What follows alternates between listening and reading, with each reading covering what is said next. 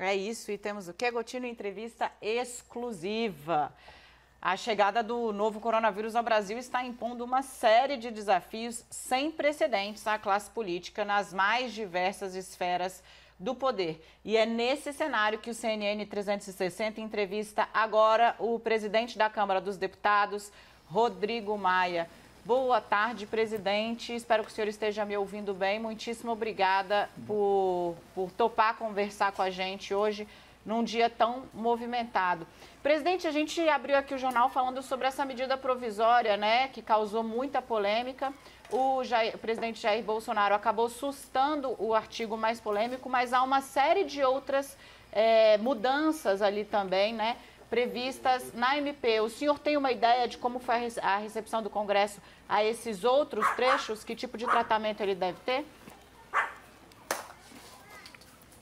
Não, os outros trechos a gente consegue debater. Eu acho que tem ali demandas de muitos setores, do varejo e de outros setores. Então, acho que dá para debater, né? O artigo 18 é que, de fato, era impensável, né? Porque ele gerava a suspensão do contrato de trabalho sem nenhuma garantia do governo de uma renda para o trabalhador, para que ele possa, né, para que ele pudesse ter esse contrato suspenso. Então, o governo, acho que para a tranquilidade de todos, nesse momento de tanta aflição, né, o governo suprimiu esse artigo. Acho que o resto dá para discutir. Acho que tem coisas que são importantes. Infelizmente, nesse momento, todos vão ter que entender que a construção de projetos e de decisões do governo que possam melhorar a relação, ajustar a relação com o setor privado é muito importante, porque nós estávamos ouvindo aqui os números da economia americana, né? O Brasil, claro que é uma economia menor que a americana, mas nós vamos sofrer muito também nessa crise. Então é importante que a gente possa evitar, né, um volume grande de demissões.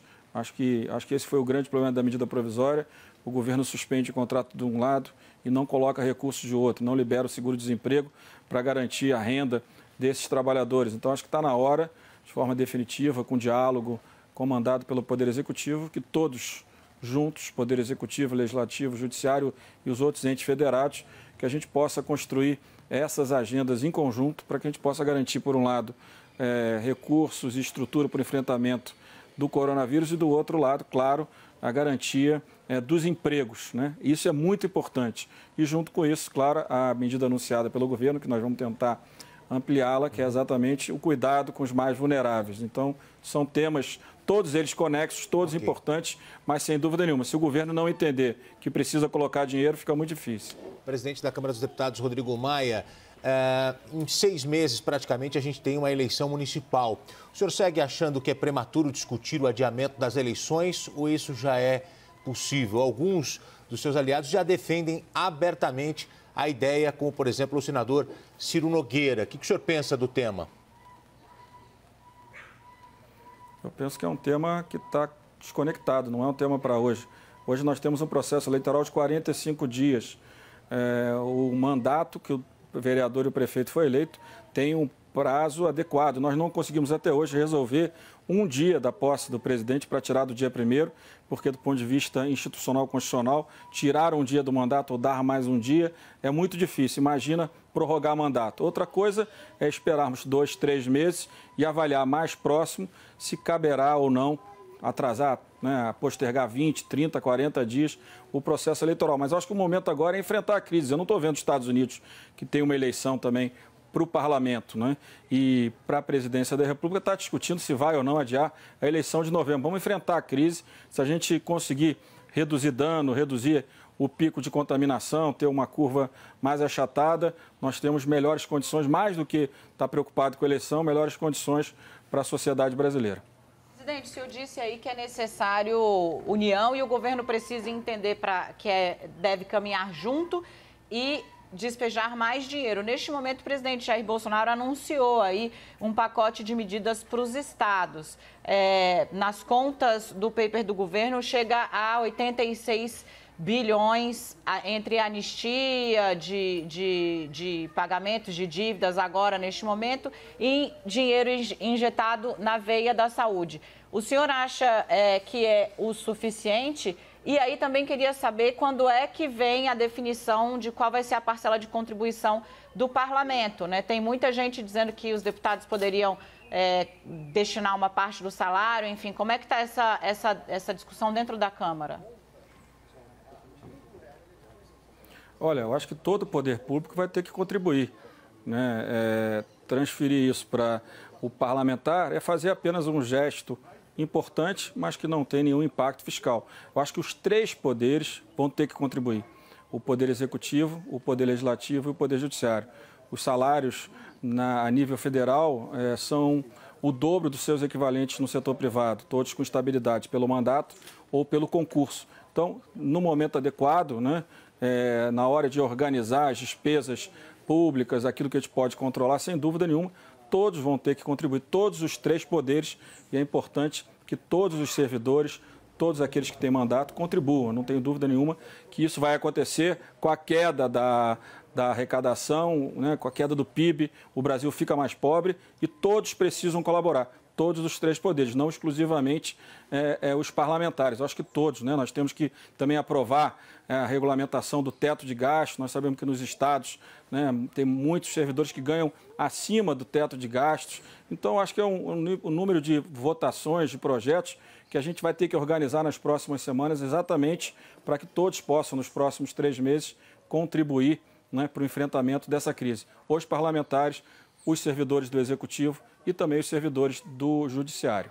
Presidente da Câmara dos Deputados, Rodrigo Maia, dá para incluir nesse debate também fundo eleitoral, fundo partidário? O presidente da Câmara dos Deputados deve ter recebido pelas redes sociais, tem um clamor aí, porque nesse fundo tem bastante dinheiro, esse dinheiro seria colocado para os partidos e muita gente pedindo para que esse dinheiro seja colocado no combate ao coronavírus. Existe essa possibilidade? O presidente tem toda a liberdade para usar todo o orçamento e ampliar o gasto. O que a gente precisa entender é que quando a gente aprova a calamidade pública, nós temos o seguinte: não existe mais meta. Se não existe mais meta, o governo que tinha projetado um déficit primário, quer dizer, um gasto acima das suas receitas primárias de 126 bilhões de reais, ele pode gastar 200, 300, 400 e dentro disso pode também transferir despesas, receitas de um lado, de um espaço para outro. Essa é uma delas. Nós já liberamos 5 bilhões, né, na primeira medida provisória, foi todo com recursos do parlamento. Agora, até o final do mês, de emendas individuais e bancadas, 8 bilhões e estamos, junto com o governo, flexibilizando as outras emendas individuais e bancadas para que a gente possa tentar chegar a 10 bilhões. Então, aqui já foi 15. O governo, entendendo que precisa usar os 2 bilhões, eu não vejo problema. Esses 2 bilhões, outros recursos, né, de outros poderes também, de todos os poderes. Eu acho que a gente precisa entender que o tamanho do nosso problema não é pequeno, é muito grande. Então, todos os recursos que o governo entender necessário, certamente ele vai poder usar, de todos os poderes. Todos os poderes, certamente, podem dar a sua contribuição. Se é no fundo eleitoral, se é no fundo partidário, né, que representa no total, pode representar 2 bilhões e 500 milhões de reais, que se use. Agora, nós precisamos entender que a saúde vai precisar de quanto? 50, 100 bilhões, 150, que a economia, só um projeto desse de suspensão do contrato de trabalho para liberar o seguro-desemprego vai custar quanto? 80, 100 bi. Por isso que a gente não tem que estar preocupado com gastos que têm previsão futura. Nós temos que resolver o problema de hoje com qualquer das rubricas. Qualquer das rubricas o governo pode usar, deve usar. Nós liberamos, né, com a aprovação do estado de decretação do estado de calamidade, para que o governo possa gastar o que a gente precisa que gaste. Olha o que aconteceu hoje na medida provisória. O governo tinha uma previsão de 10 bilhões, que é pouco, mas 10 bilhões para aquela medida da redução do salário do setor privado até 2 salários mínimos. Não apareceram os 10 bilhões. Então tem que começar a gastar. E se precisar tirar da política, do judiciário, de quem precisar tirar, precisa tirar, vai tirar, porque nós sabemos que o gasto para o enfrentamento dessa crise, tanto do ponto de vista social, econômico e principalmente da estrutura de saúde pública para garantir as vidas, vai ser, como eu disse, na ordem aí de uns 300, 400 bilhões de reais. Presidente, eu quero convidar aqui para falar com o senhor também, o Caio Junqueira, nosso comentarista em Brasília. Enquanto ele chega, essa discussão sobre corte nos salários do funcionalismo para auxiliar, né, a injeção de dinheiro no combate ao coronavírus. O senhor acha que essa é uma discussão que já cabe fazer agora? Daniela, eu já te disse, pelo amor de Deus, vamos cuidar dos problemas. Nós temos risco de ter milhões de desempregados. Ontem um empresário disse que podíamos chegar a 40 milhões de empresários. Vamos cuidar dos problemas, vamos cuidar das soluções para o enfrentamento dos problemas. Né? O governo vai liberar quanto o dinheiro para prefeitos e governadores? Vamos fazer uma discussão de alto nível. Claro que todos vão ajudar e precisam ajudar. Agora, vamos fazer um debate aqui com os telespectadores da CNN sobre as soluções. Como é que a gente garante que não vai haver o desemprego? Como é que a gente garante? Através da suspensão do contrato de trabalho com seguro-desemprego liberado? Ou vamos caminhar para algo, né, de colocar dinheiro na economia para que o próprio sistema financeiro garanta isso junto com as empresas? Não sei, então vamos discutir isso, vamos discutir as alternativas. Nós estamos propondo, entre hoje e amanhã, uma emenda constitucional para segregar o orçamento da crise, para que a estrutura técnica do governo, de todas as áreas, tenha mais tranquilidade para decidir o gasto público. Hoje eles têm muita dificuldade porque eles têm medo que no futuro, né, num julgamento no TCU, eles sejam condenados porque esse gasto é emergente hoje, mas lá na frente já acabou a crise. Então, a gente precisa criar essas alternativas para que o governo tenha liberdade de pegar todo o orçamento existente, todo o caixa existente e coloque no enfrentamento da crise. Ninguém vai aqui barrar nada, nenhum gasto que não seja diretamente vinculado à garantia do emprego, a cuidar dos mais vulneráveis e, principalmente, ao enfrentamento da crise na área de saúde. Caio. Oi, presidente. Boa tarde. Caio Junqueira aqui de Brasília. Presidente, o senhor é considerado aí um antagonista, né, do presidente Jair Bolsonaro, mas o discurso do senhor que o senhor vem fazendo, de certo modo, se alinha a essa preocupação central que o Palácio do Planalto tem feito de que o avanço do coronavírus no Brasil se trata tanto quanto um problema de saúde pública como um problema econômico. O senhor concorda? Qual que é a sua avaliação sobre o impacto do coronavírus no Brasil? Já é mais um problema econômico do que um problema de saúde pública e por isso que a reação de vocês, autoridades, devem ser também e prioritariamente nessa linha de evitar que as pessoas percam os empregos, que os pequenos e médios empresários percam os seus negócios? É nessa linha? Não, claro que não. A linha é a preservação das vidas. Essa é a prioridade, né? Alguns economistas nos últimos dias começaram a querer criar uma regra que um pico maior de contaminação pode gerar uma recessão menor. Eu sou radicalmente contra isso. Nós temos que achatar a curva, porque se não tiver um pico muito forte de contaminação, a gente tem condição de garantir vagas de UTI na rede pública e na rede privada para que todos possam ser atendidos. Essa deve ser a prioridade. Agora, paralelo a isso, é claro que o governo precisa entender que com o isolamento das famílias, a economia vai ter um tranco de 60 dias, 30, 60, 90 dias. E o governo precisa intervir nessa parte também. Mas nunca na linha do que alguns vêm falando nos últimos dias, do meu ponto de vista, quer dizer, não, os que têm menos de 60 pode liberando, tirando do isolamento. Eu acho que não. Acho que a gente não conhece o vírus.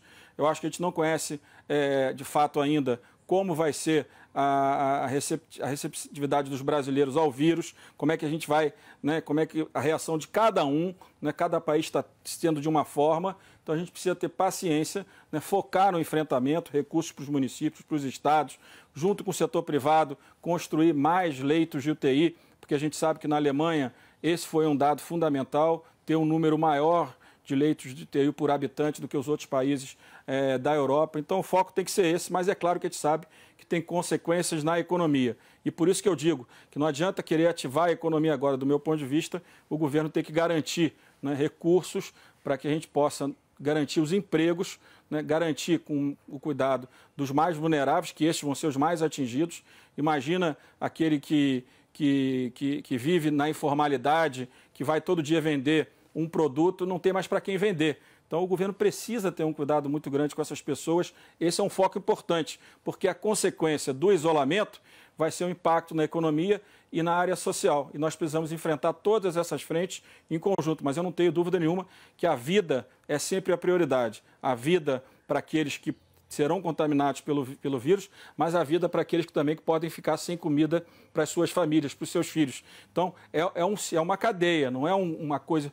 Um problema vai gerar os outros. Você precisa cuidar de todos e precisa cuidar semana por semana, porque como é um vírus novo, não há vacina, não dá para comparar com outros vírus, você precisa acompanhar semana por semana para ver qual é a melhor solução que vai sendo encontrada ao longo da crise para os brasileiros, que seja para o Estado como um todo, que seja também para o setor produtivo. Gente, para encerrar, porque sei que o dia está apertado e nós estamos aí tomando um pouco o tempo do senhor, o senhor falou aí de uma proposta para segregar o orçamento da crise, né? Quem faria a gestão desse orçamento? Haveria uma espécie de comitê, um comitê formado por integrantes do governo e parlamento? Muito rapidamente para a gente concluir. Não, o Poder Executivo, claro. É claro que a gestão do orçamento, desse orçamento, é claro que é o próprio Poder Executivo. Não tem nem como partilhar isso.